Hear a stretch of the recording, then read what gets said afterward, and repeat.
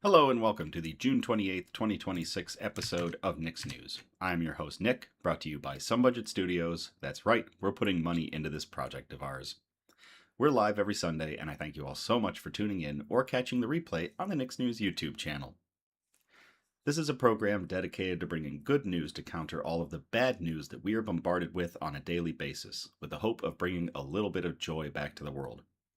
Several of our articles are pulled from sites like Industry Tap, Live Science, Positive.news, and GoodGoodGood.co. But we appreciate everything sent in by you, the Nick's Newsies.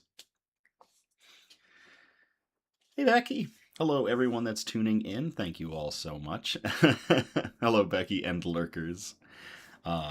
Really happy to have everybody here with us. We are back on with just good news. So another fantastic good news episode lined up. Hey, Nico. We will, of course, start off with our news brew. So, darkness is as darkness does, and the days may lengthen, but the night is the home of shadows. Let's close out June with the darkest brew of the month. So, I found an absolute gemstone at Siciliano's. I don't know how long this beer was kind of tucked in the back, hidden, but here it is. Barrel-aged Lunar Lycan from Omnipollo and Angry Chair Brewing. So this is a 14.3% ABV, high octane Marzipan coffee cream Imperial Stout.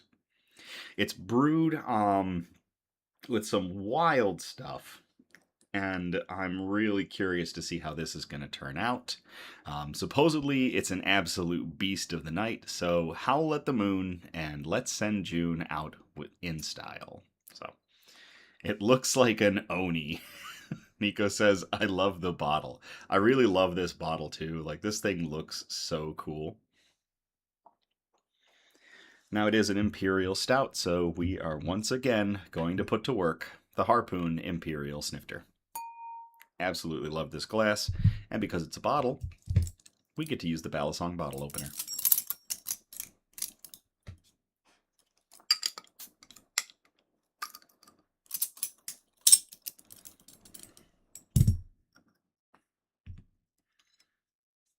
First impressions.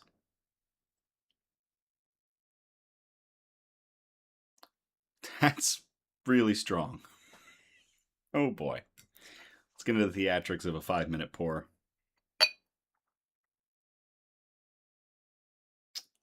Pouring like motor oil. Used motor oil. Hey, Christian.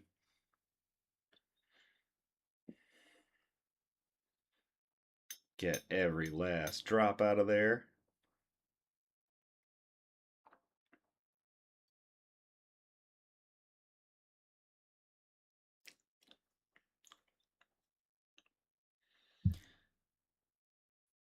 This is really strong.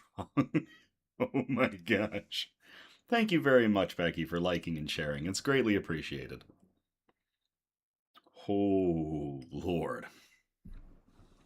This beer is carrying everything, all of that 14.3% in that nose. Oh my gosh. This is going to be a wild ride, folks. All right. Shoutouts.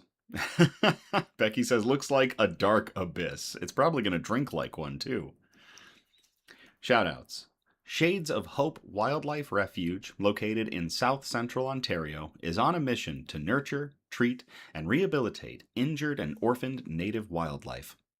With the goal of releasing healthy animals back into their natural habitats, they have treated almost 60,000 wild guests since opening in 2013. Shades of Hope offers a safe place for the tiniest orphaned chicks and chipmunks to coyotes suffering from mange and deer that were caught in fencing. They currently have 306 critters in their care. Like and share their socials to spread the word of this amazing organization. Donations are always welcome, and links for their sites are in the description of our video. So, to Shades of Hope Wildlife Refuge for rehabilitating almost 60,000 animals. Cheers.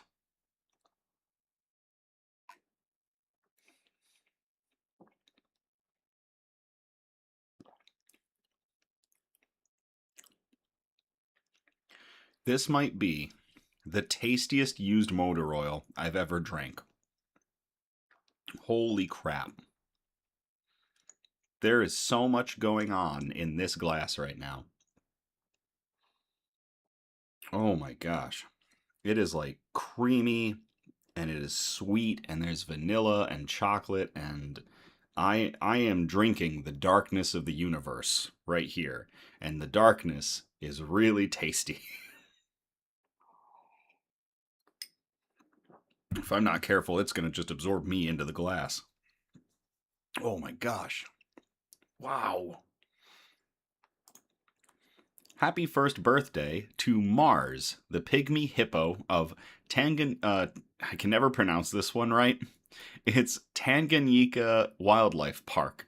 We've been following Mars, the pygmy hippo, for a while. It's an absolute. All these pygmy hippos, like Hugo at the John Ball Zoo, Mars, Moo Dang, they're adorable little troublemakers. Mars is just a potato that needs some extra help to get up now and then. So happy birthday to Mars, the pygmy hippo. Cheers.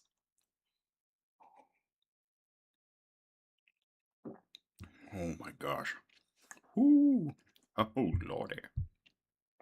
Lordy, lordy. That is a powerful beer. All right. Last shout outs. Happy Canada Day on July 1st, and the happy 4th of July this upcoming Saturday. So, to Canada for Happy Canada Day, and to the United States, happy 4th of July. Cheers. Tony said, hope everyone's having a good day. Tony, I hope you're having a great day too. Thank you for that. Producer Donna said, Ciance, the leatherback sea turtle that we're following, is spending her summer in the Gulf of Mexico. News quote. Don't let anyone define you. You define yourself. This quote comes from Billie Jean King, who was born in 1943, who is an American former world #1 tennis player. They won 39 Grand Slam titles and was a member of the victorious United States team in 7 Federation Cups and 9 Wightman Cups. An absolutely amazing track record in tennis. And I really love this quote because at the end of the day, the only person who gets to say who you are is you. People can say anything they want, but the only words that really matter are the ones that are going to be coming from yourself. You define who you are and who you want to be, and then it's on you to act on that and to be that person. My recommendation, just be a good person. If you can. So again, don't let anyone define you. You define yourself. From Billie Jean King. Cheers.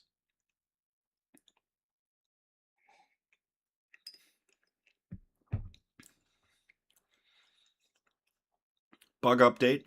As expected, Elmira has terraformed her home into a dirt mess, basically taking the really nice landscaping that I did and destroying all of it. It's all buried. Most of the moss is gone. It's all buried under dirt. She's slowly but surely killing that spider plant, so I'm pretty sure she's just ripping its roots apart as she's tunneling. And any attempts that I've made to retrieve her water dish, which is now beneath like an inch of dirt, is met with very menacing raised claws. So I'm not fixing that tank up anytime soon. Ripley's really good. Ripley likes it when it's warm. They're out and scuttling about. And Little John has been basking on top of his bark hides. Expect pictures of that on the Instagram at some point. It's really cool to see him out and about. I mean, he's an emperor scorpion, and he's a very impressive creature. So, the Cuddle Puddle is experiencing a little bit of a breakup. One of the members, Big Tom, one of the roaches, has left the band and is sulking in the corner, doing a solo career. And Sue is an absolute menace. Sue is horrifying. From the confines of his burrow, Sue just puts his claws up. And he just waits for something to come in. It's an absolutely terrifying sight. But otherwise, everything is good in the bug world. So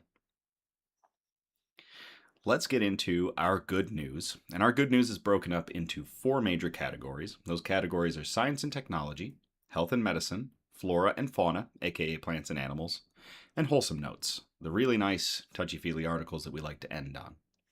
The links for all of the articles that we are going to present are available in the description of our video. And if you could take just a second, I would really like to ask all of you that are watching to like, share, whatever you can do to help support Nick's News.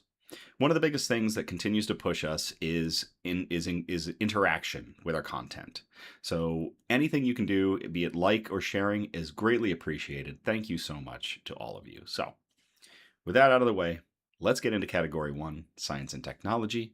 We've got 2 articles in here tonight, and we call this first one, Balls to the Wall. And this was sent in by Mike. So Mike, thank you very much. I will copy and paste the link into the chat if y'all want to check this out while I read it.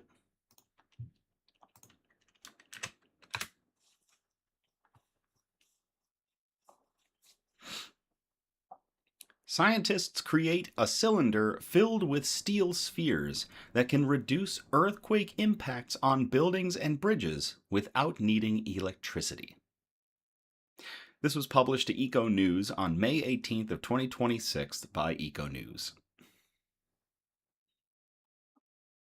What happens when a strong earthquake hits and the lights go out at the same time? A new patented device tries to answer that problem with something surprisingly plain: a hollow steel cylinder packed with solid balls and crossed by a moving shaft. Developed by civil engineering professor Moussa Leblouba at the University of Sharjah, the system is designed to reduce shaking in buildings, bridges, and sensitive equipment without electricity. A United States patent published on December 16th of 2025 says the device uses friction between steel balls and rods to dissipate vibration energy, while early lab tests reported an effective dampening ratio of about 14%. The device is not a computer, a sensor network, or a small building gadget.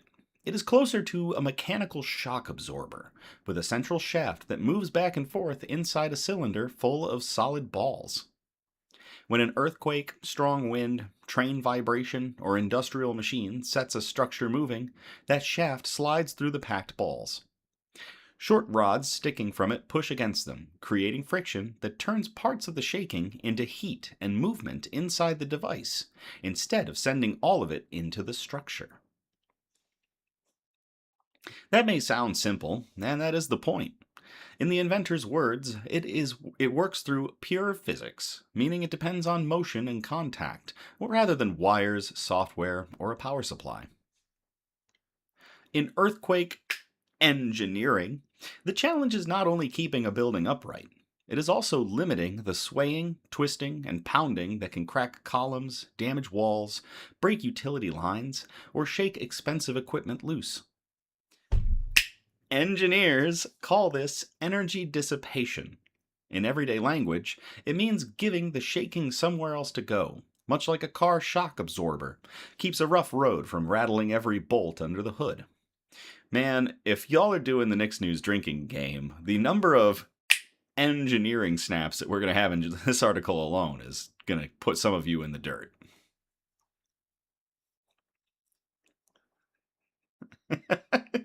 Joe said phrasing. Earlier research from the National Institute of Standards and Technology has described passive dampers as tools that absorb a portion of earthquake energy and reduce the demand on structural members. That helps explain how a low-tech damper still matters in a world full of high-tech sensors. Many disasters bring more than shaking. Power failures, broken communication lines, and blocked roads can arrive together, which is why a protection system that needs constant electricity can become one more weak link. This device is entirely passive. The official patent claim says its cylinder, balls, shaft, and rods are separable, and that the energy dissipation device requires zero electrical power to operate. That could matter for bridges, hospitals, labs, and communication sites, where downtime can be more than an inconvenience. Sorry. In practical terms, the system is trying to keep doing its job when the building around it is having its worst day. One more useful claim is that the device can be added to existing structures. You don't have to just build it in the first time you have a go around with a building. You can just put them in existing buildings and other things. That is important because many buildings in earthquake prone areas were finished long before today's seismic expectations, and tearing them apart for major upgrades can be costly. The patent describes a removable setup that can be attached to structural members or equipment, so the shaking motion drives the internal shaft. The parts can also be separated, which means a damaged component could be replaced without throwing away the whole unit. That is the quiet but important angle here. For the most part, earthquake protection is not about making every building quake-proof. It's about buying time, reducing damage, and keeping important systems working after the shaking stops. The same hardware may also help with repetitive vibration from strong winds, machinery, and train traffic, the kind that people may notice as a hum, a rumble, or a floor shake during a normal workday. In laboratory work reported by the university, the damper achieved an effective damping ratio of 14%, as we said earlier. For a reader outside of engineering, that figure means the device showed a measurable ability to calm vibration rather than simply pass the motion along. The tests also used very small controlled movements, roughly 0.04 to 0.2 inches, which is why the next phase matters. The team plans to scale the design and put it through realistic seismic loading, including shake table tests with small structural models. So no,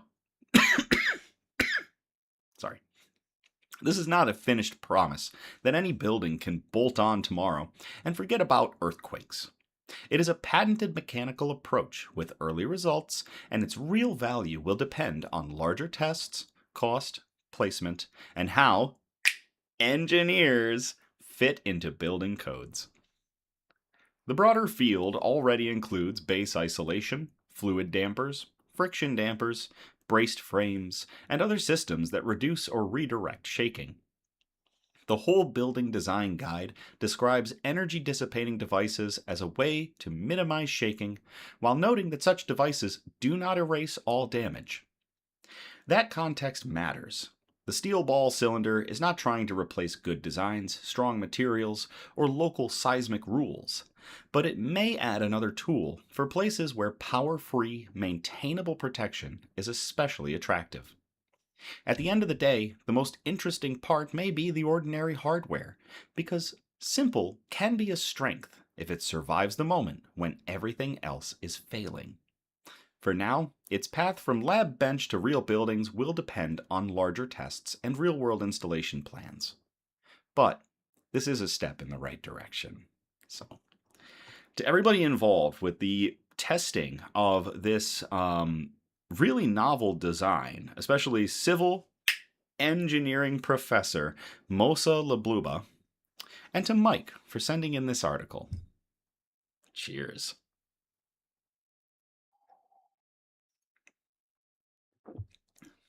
Becky's drinking nickname is Tank.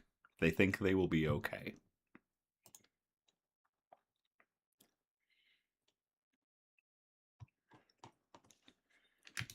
All right. That's going to get us into the second article here for Science and Technology, which we called Fine, I'll Do It Myself. And I will copy and paste this into the chat if you all want to check it out.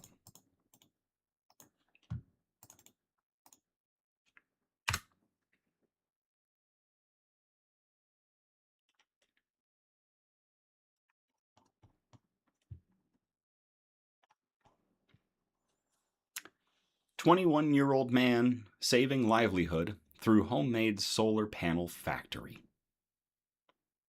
This was published to Green Plinth Publications, and it was published on May 7th of 2026 by Daniel Ikwagwa. Yeah, Daniel Ikwagwa. It might be Ikwagwu.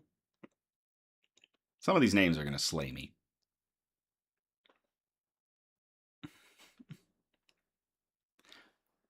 Cuba is without fuel, without energy, and seemingly without a way out. But a 21-year-old has found a way out. Yadon Pablo Espinoza set up a homemade solar panel operation that has already equipped more than 15 electric tricycles circulating on the island's streets, increasing the vehicle's autonomy and saving the livelihood of workers who depend on them to transport goods. The installation allows the panel to provide constant and direct energy to this tricycle's motor while it is in motion, and when the vehicle stops, the received energy charges the battery. The venture was born from a simple question: what should be the autonomy of a tricycle? Espinosa realized that solar panels could provide enough power to supplement the motor's consumption during peak solar light hours, keeping the tricycles running longer without relying exclusively on the battery. With 550 to 650 watt panels and iron supports that transform into useful covers for the vehicle's roofs, the young Cuban created a solution that the island's government failed to offer. When the tricycle is in motion, the panel's energy goes directly to the motor, complementing the battery. When the vehicle stops, all the energy captured by the panel is directed to recharge the battery, which means that stops for deliveries or rest turn into free recharging sessions. The result is a vehicle that runs for more hours a day, covers greater distances, and depends less on outlets on an island where blackouts are part of daily life.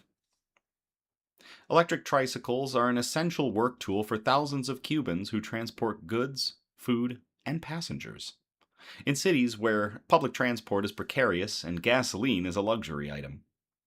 Without sufficient battery autonomy, many workers were forced to end their day earlier or refuse long rides and deliveries, losing income their families needed.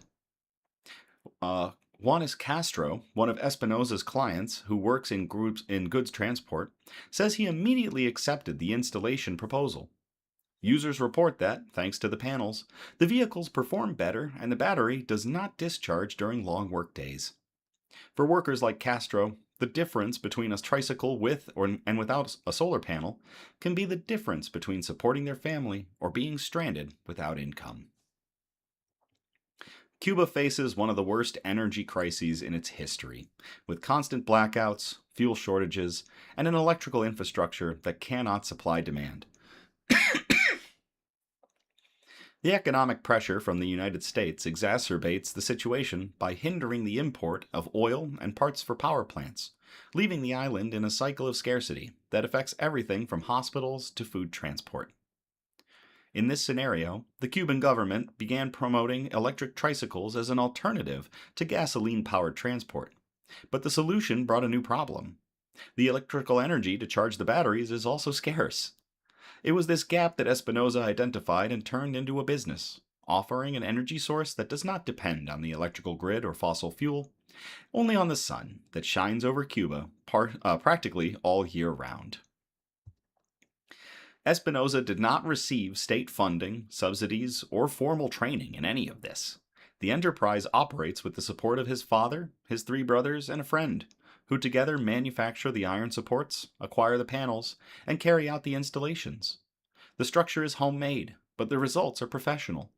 More than 15 equipped tricycles and a growing list of clients as workers see the benefits in their neighbors' vehicles. The operation reveals something about this entrepreneurial spirit that survives in Cuba despite economic restrictions. Without access to bank credit, free imports, or an organized supply chain, a 21-year-old managed to set up a micro-industry that solves a real problem for real people. Clients are already talking about equipping future tricycles with panels from day one, a sign that demand exceeds the production capacity of the small family workshop. The story of a 21-year-old saving workers with solar panels is both inspiring and revealing. Inspiring because it shows that practical solutions can emerge from where least expected. Revealing because it exposes the Cuban system's inability to solve basic energy and transport problems that affect the daily lives of millions of people on the island. The sun is Cuba's most abundant resource, and solar energy is the most obvious answer for an island that cannot import enough fuel. But while the government discusses policies and awaits external investments, a young man with iron supports and 650-watt panels is doing what he can with what he has. The scale is small, but the model is replicable, and each equipped tricycle is a worker who keeps moving, and a family that keeps eating. That is nothing short of amazing. To Yadon Pablo Espinoza, his family, and his friends, who are helping to put together solar panels for tricycles so that people can keep moving and keep supporting their own families. Cheers.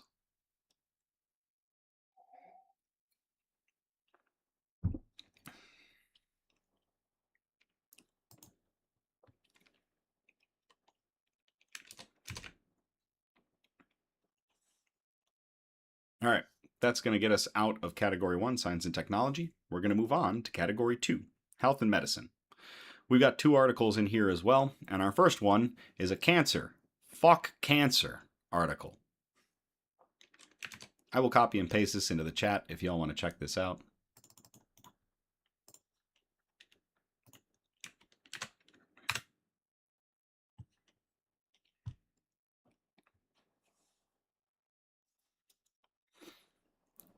Thousands of cancer patients in England to benefit from new immunotherapy jab. This was published to The Guardian, and it was published on May 4th of 2026 by Toby Thomas, who is the Health and Inequalities correspondent. Thousands of patients across England each year will benefit from a new immunotherapy treatment that can be used for several types of cancer, the NHS has announced. The injectable form of pembrolizumab, which can be administered in under 2 minutes, kills cancer cells by blocking a protein called PD-1, which acts as a brake on immune responses, allowing the immune system to recognize and attack cancer cells. Hey, Charlie. Oh, that's right. Thank you, Becky. This is indeed a killer T cell article. So, gotta put the hat on. Thank you. This new form of immunotherapy will replace pembrolizumab, which is administered via an intravenous drip in a specialist clean room. Preparing and administering it can be time-consuming and expensive for NHS staff to maintain, taking about 2 hours per session for patients. Most of the 14,000 patients already taking pembrolizumab are expected to benefit from the new injectable version. Hey, Charlie. It is estimated the treatment, which will be given every 3 weeks as a 1-minute injection or every 6 weeks as a 2-minute injection, will save the NHS more than 100,000 hours of preparation and treatment time each year, which is a ton of time that can go into other treatments and helping so many more. Up to 15,000 cancer patients became eligible last year for nivolumab, an immunotherapy injection that takes 3 to 5 minutes to administer. With the addition of this treatment, there are now 2 immunotherapies available for almost 30 types of cancer on the NHS.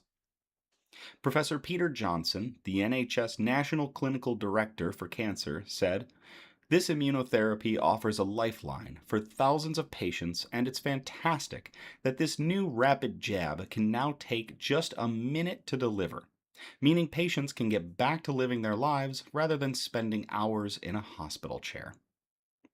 Managing cancer treatment and regular hospital trips can be really exhausting. And not only will this innovation make therapy much quicker and more convenient for patients, it will help free up vital appointments for NHS teams to treat more people and continue to bring down waiting times. Shirley Xerxes, an 89-year-old from St. Albans, was one of the first patients to receive this new treatment on the NHS.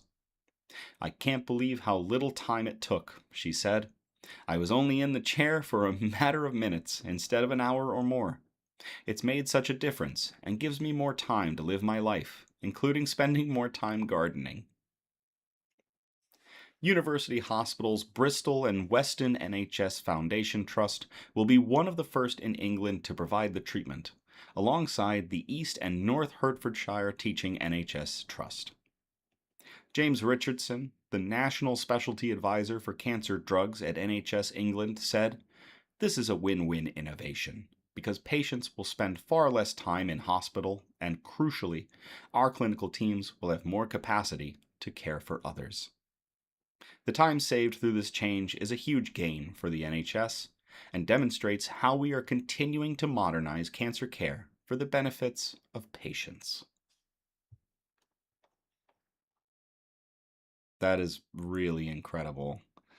To the NHS and to different companies that are producing new cancer fighting drugs, especially immunotherapies that are turning the immune system into the proper response that it should have for dealing with cancers.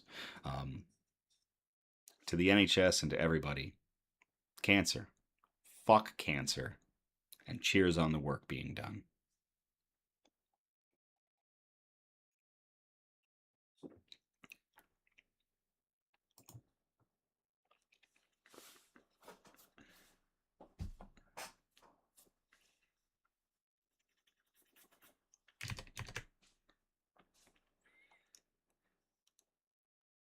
Now for something a little more lighthearted. This next one we called Maybe the Furries Were Onto Something. I'll copy and paste this into the chat for you if y'all want to check this out.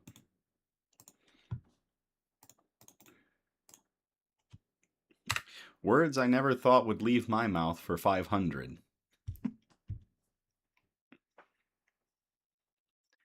Calgary high school students develop wearable technology for those with Parkinson's disease. This was published to CBC News on June 2nd of 2026 by Kelsey Arnett.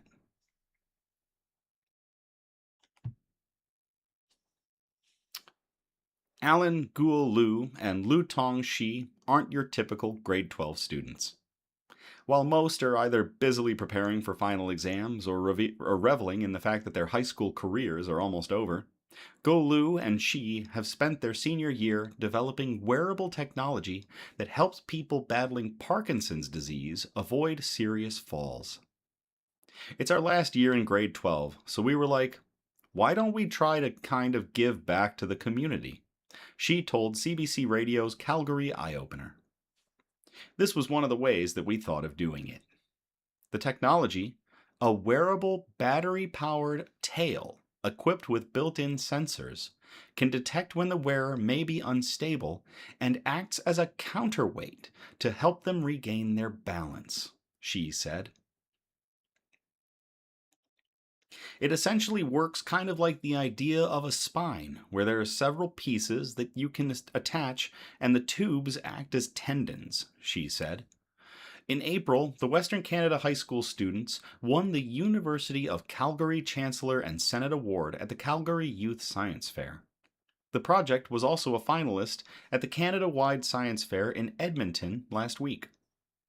There are at least 120,000 people living with Parkinson's in Canada, and the number is expected to exceed 150,000 by 2034, according to Co Curry with Parkinson Canada. The Parkinson Association of Alberta estimates roughly 15,000 Albertans live with the disease. Tremors and gait features like slowness, difficulty with balance, or rigidity are some of the more recognizable symptoms of the disease, Curry said, adding that falls are a significant concern. It's one of the most disabling features of Parkinson's, because they can lead to really serious injuries and sometimes even hospitalizations, said Curry, who is the organization's Director of Research Programs and Partnerships. If they get really bad or very frequent, it can lead to a loss of independence, accelerated decline. Having youth interested in developing solutions for the issue is great to see, Curry added. One of the biggest things we always try and shoot for is building what we call the research ecosystems in Canada for Parkinson's, Curry also added. Whether that's new young scientists, young investigators, the more people we can get into the field and working on Parkinson's research, the more we'll see big discoveries, moving faster and faster and getting in the hands of real people that need it. Why a tail, though? Go Lu said the project was inspired by his volunteer work in seniors' homes and witnessing Parkinson's patients struggling with balance. He said the tail design comes from witnessing how cats and other mammals use their tails to balance and correct themselves. I think that was a really cool phenomenon, and so that's why I sort of got into it. Hey, what if we just made a tail for humans? Golu said in testing the belt with several patients, they were able to see how the tail responded to various individual gaits and stages of progression of the disease. Learning about those factors and testing really helped us get a good design for the tail, Golu said. He added that they can also change the weight of the tail depending on how much support a patient needs, and what is the most comfortable for them, although the ideal range was between 400 and 1200 grams. Users can also tailor the tail's sensitivity to their body with an app that the pair built. But the benefits of the tail extend beyond just patients with Parkinson's, she said. This tail, because it addresses balance specifically, it honestly should benefit all people who have asymmetric gait, she said. If there's trouble with balancing or if walking assists are needed, we want in the future to implement this tail with these other walking aids to be able to help people better provide an active balancing mechanism for them. She added participating in the project helped her decide to study electrical engineering when she attends the University of Waterloo in the fall. It kind of showed me how versatile different circuits can be, she said. For Golu, he's going to be studying neuroscience at the University of Calgary, where he wants to keep learning about what causes neurological diseases like Parkinson's. Parkinson's is really, really complex, right? There's a lot of things about the brain. I think there's a big intersection there, and I think that's a really cool topic.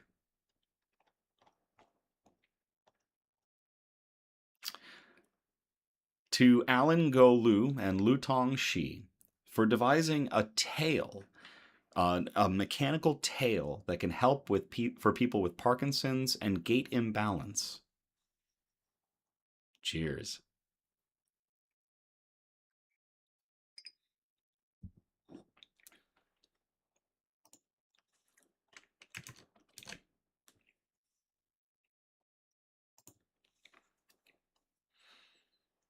All right, that's going to get us out of health and medicine. We're going to move on to category 3, flora and fauna, aka plants and animals. We've got 2 articles in here, and you know I like puns and singing article titles, so we're calling the first one, Sing Us a Song, You're the Piano Fan. I will copy and paste this into the chat if y'all want to check this out.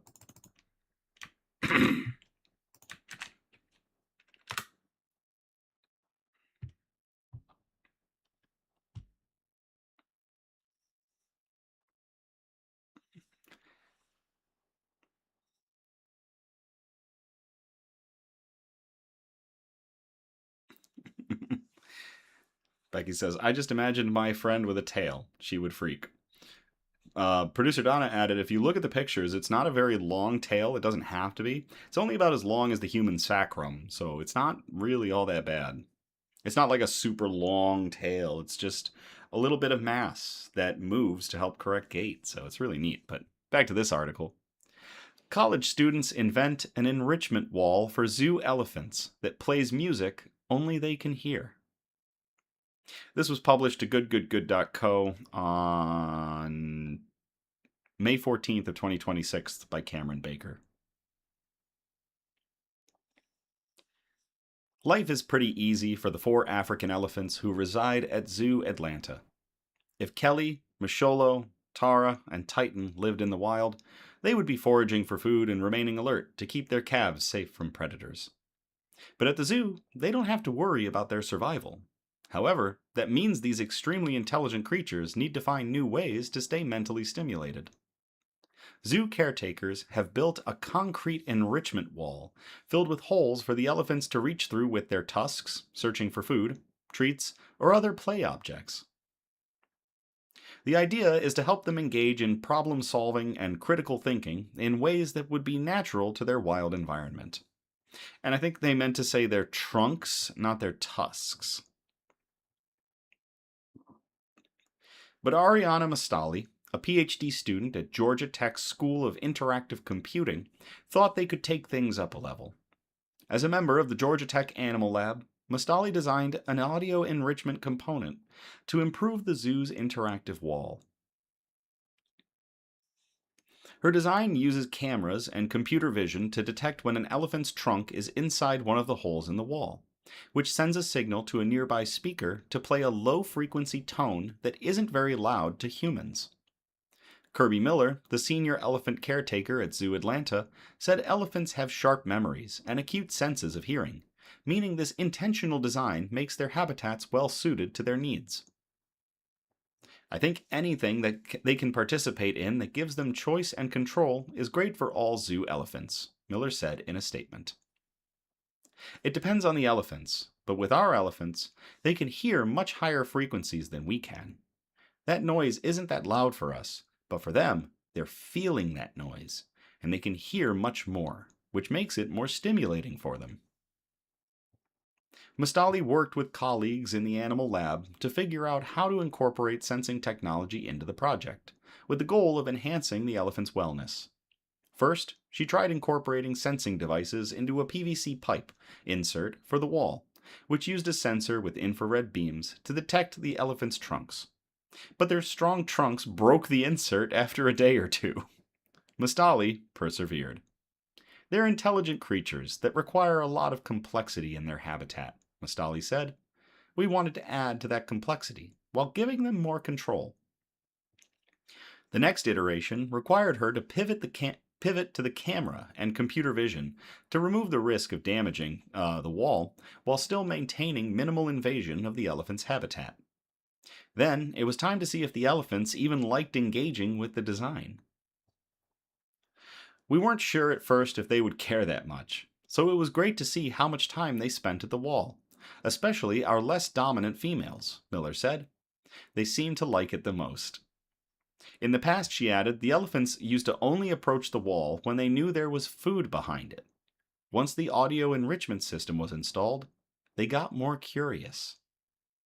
We would be off somewhere else, and we'd hear the speaker playing the sounds, and we knew there wasn't any food back there, Miller said. Tara had her trunk in one of the holes, just listening to the sound. That let us know they do like it, and they're very curious about it. To test her system, Mustali observed the elephant's behavior at the wall 7 days before and 7 days after the installation of the audio enrichment component. The number of times the elephants approached the wall after installation increased by 176%, and time spent at the wall increased by 71%. She calls that a success. We're providing more choice and control over their habitat so that they have more autonomy over how they decide to interact with their surrounding environment, Mustali told 11 Alive News, and hopefully that will lead to better care.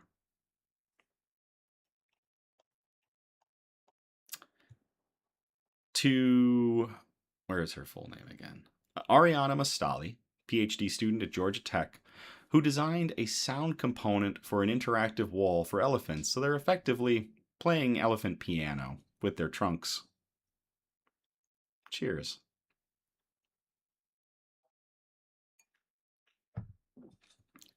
That is really neat.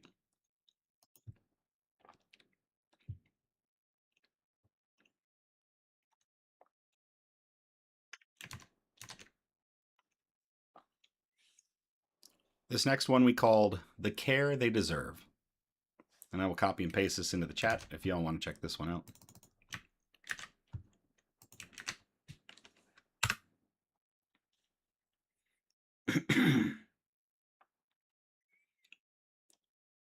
This animal rescue took one look at these abandoned puppies and knew a DNA test was needed. When you see one, you know. This was published to goodgoodgood.co on May 15th of 2026 by Megan Cook. In early April, 2 puppies were found abandoned in Prospect, Connecticut. Despite being only 4 months old, the dogs were massive, with long snouts and a certain look in their eye. Local animal control was baffled, but when Zilla Kanamala saw the story on the news, she immediately knew that they weren't just dogs. They were a canine hybrid known as wolf dogs. When you see one, you know, Kanamala told WFSB, a local news station in Connecticut. Not full wolves, Becky, but wolf dogs. Kanamela is the co-founder and president of Desmond's Army Animal Law Advocates, a volunteer-run organization that combats animal cruelty and fights for animal welfare legislation. Upon hearing about the two puppies, named Barnaby and Spartacus, Desmond's Army animal law advocates funded DNA kits to get them tested. The tests soon confirmed that their mother is a dog and their father is a 100% wolf. And wolf dogs are illegal to breed or own in Connecticut. Combining the two, they're living in separate worlds in one body, Canamella explained. Due to their wild nature, wolf dogs need to be in an environment that can properly care for them. They require a lot of room to run, play, eat, and sleep, without the company of other pets that may activate their prey drive. We want to thank the Prospect Police Animal Control and Woodbury, Connecticut Animal Control for taking care of them on an interim basis, despite their specialized care needs and challenging instinctual behavior, Desmond's Army posted to Facebook on April 15th. The organization added that they were proud to play a small role in rescuing these innocent animals. It isn't their fault, they emphasized. The owner likely dumped them after struggling with their wild instincts and high-maintenance needs. Fortunately, Desmond's Army was able to connect to the Prospect Animal Control with a specialized sanctuary. Today, these two boys are now safe and thriving at Howling Woods Sanctuary in New Jersey, they celebrated. Howling Woods Sanctuary is a non-profit educational center and rescue that specializes in wolves and wolf dogs. We welcome two new additions this month, Barnaby and Spartacus, Howling Woods Sanctuary posted to Facebook on May 1st. Their puppy energy has been a lively addition to the group, and it's a reminder of how much early development and socialization shape future behavior. Right now, Barnaby and Spartacus are enjoying long walks and play dates with their own kind. But eventually, the siblings will have the opportunity to join the other wolf dogs on community outreach events. These visits continue to be an important part of outreach, giving the public a chance to connect with the animals while learning about wolf dog behavior, conservation, and responsible ownership, the sanctuary said. As we move further into spring, we're looking forward to continued growth, more educational outreach, and more opportunities for the public to connect with what we do. To everybody involved with making sure that Barnaby and Spartacus get the care that they deserve. And to Barnaby and Spartacus, two really heckin' good boys. Cheers.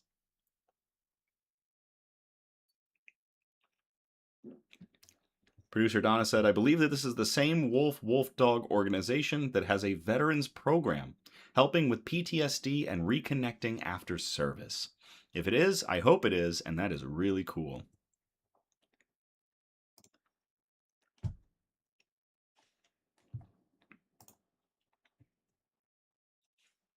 All right, that's going to take us out of flora and fauna and into category 4, the wholesome notes.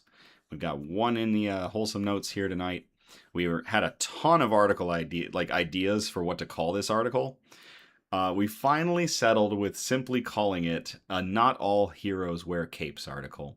But I was really vying for behind every terrible Florida man is a wonderful Florida woman. So it is a Not All Heroes Wear Capes article, though, I promise. I will copy and paste this into the chat for y'all to check this one out.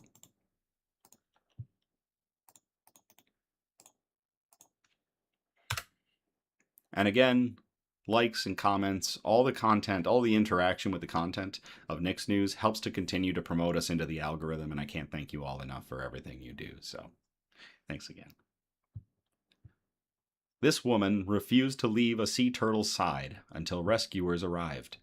Thanks to her, it got a second chance at life. Becky says, I like your second choice. On February 6th, Florida local Clara Macchiacchi was running along the beach when she came across a green sea turtle that had washed ashore. Little did she know, her evening was about to turn into the craziest night ever. That is not normal, and I need to call someone, Macchiacchi said in a TikTok video, realizing that the sea turtle was struggling to keep its head above the lapping waves. When she called the Clearwater Marine Aquarium Animal Helpline, they asked her to wait beside it until their sea turtle stranding coordinators could arrive. "I'm just going to stay here to make sure no one messes with her," said as the video continued. At one point, the sea turtle attempted to swim back into the ocean, but its flippers were weak, and it soon grew lethargic. "She's really having trouble. I don't know what to do," she said, her voice rising with concern. Very quickly, it became clear that the sea turtle might drown if Makiaki didn't step in. "I think this is illegal, but I think I have to grab her," she said. In the United States, it is illegal to touch sea turtles under the Endangered Species Act of 1973. However, wildlife experts agree that there are exceptions to the rule in extreme circumstances. Basically, if it's going to be a life or death situation for that turtle, we can deputize people to pick it up and hold on to it for us. That is legal. Andrew Orgill, a sea turtle specialist and staff supervisor at the Amos Rehabilitation Keep, has advised. There's a Good Samaritan Act as well. On that cold February day, when the sea turtle situation seemed dire, Makiaki decided to intervene and gently move it a few feet away from the waves. "Had to go with my gut on this one," she said. "I'm just going to wait it out with my little buddy here." When the rescue staff at the Clearwater Marine Aquarium spoke to her on the phone again, they told Makiaki that she had done the right thing. They told me to keep her on shore," she said, her worry growing as the sea turtle's eyes closed. In total, Makiaki stayed by the sea turtle's side for more than 3 hours. Temperatures plunged as the sun began to set, but still, she refused to leave. "I'm literally shivering. It's so cold," she said. Fortunately, at that point, a friend arrived, and she brought blankets, coats, and pizza in tow. Then, finally, flashlights shone through the darkness as Clearwater Marine Aquarium staff arrived. "Help is on the way," she cheered. "I'm sad to say goodbye, but after 3 hours, I hope she feels better soon." While they wrapped the sea turtle in a blanket, the rescuers promised that it would be well taken care of. "She'll be in a warm tank tonight," one staff member said. Makiaki soon learned that the sea turtle she saved was just one of over 30 turtles impacted by a cold snap within a single week. 15 of the turtles recovered quickly and were released on February 10th, but the remaining sea turtles needed extra time for rehabilitation, including the one that Makiaki rescued. Even after Makiaki left the beach that night, the sea turtle stayed on her mind, so she visited the Clearwater Marine Aquarium to check on her old friend, who turned out to be a boy. The biologists say he's doing well, but they still have to test his foraging skills in deep water to make sure he can be released, the TikTok user said on February 12th. To track his recovery, the aquarium named him Leyden and grouped him with other recently cold-stunned turtles who were all named after Greek mythological figures, like Gaia, Eros, Hermes, Jupiter, and Cyclops. On March 13th, Makiaki visited the aquarium again. "He was a very sick little guy, unfortunately," she explained in a video update. "They said he's on antibiotics right now because he probably has a high white blood cell count." Despite a bout of infection, Leyden was still showing signs of improvement. It was just a matter of time for his blood work to come back with good results before he could be released. Over 2 months later, on May 28th, the day finally came for Leyden to return home. He was released alongside Hermes, a tank mate who had washed up in the same February cold snap and arrived with fibropapilloma tumors. Both green sea turtles were cleared for release by our veterinarian and the Florida Fish and Wildlife Conservation Commission, the FWC, the Clearwater Marine Aquarium said in a Facebook post. "We are thrilled to see these turtles healthy and back home in the wild." It was a very happy ending for viewers who had been following Leyden's story since the beginning. "You saved his life," one TikTok user wrote beneath the original video. "Thank you." "Most people would not have stayed that long or cared," another commented.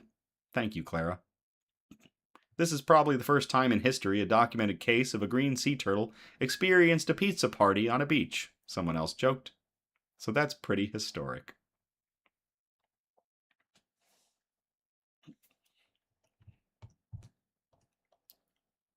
To Clara Makiaki and to the Clearwater Marine Aquarium. The former, for staying with a green sea turtle for 3 hours to make sure that it stayed alive after a cold snap knocked it senseless, and to the aquarium for rehabilitating it and so many others. Cheers.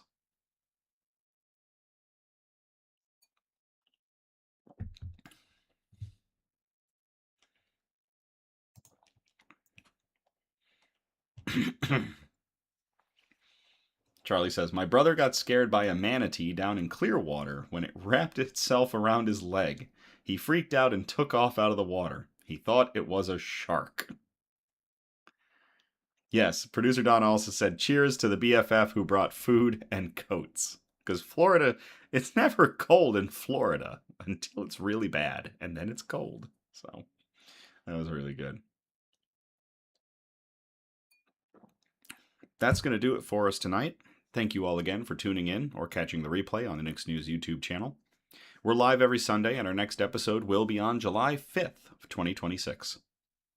We encourage participation, so by all means, you can send in messages or post suggestions for shoutouts, news quotes, news brews, and especially good news articles that we can present on future episodes of our show. If possible, if you send a bunch, please spread them out across our 4 major categories, which again are science and technology, health and medicine, flora and fauna, aka plants and animals, and wholesome notes, the really nice ones we like to end on, like people waiting around to make sure that sea turtles get to a safe place. You can message us on Facebook or Instagram or email us at somebudgetstudios@gmail.com. Links are in the description of the video. Feel free to like, subscribe, and comment on our content across all the platforms, Facebook, Instagram, YouTube, and TikTok, so that we can continue to get good news and joy out into the algorithm. Please, no SEO improvement advertisements. We're not interested. It's because of everybody here and all of the interaction that you have with our content that we continue to grow across all of our platforms, and I can't thank you all enough. From the Nick's News team, seriously, thank you all very much for everything you do with our content. It is greatly appreciated. So, as always, thank you again. Have a great night. I love you all, and I will play us out.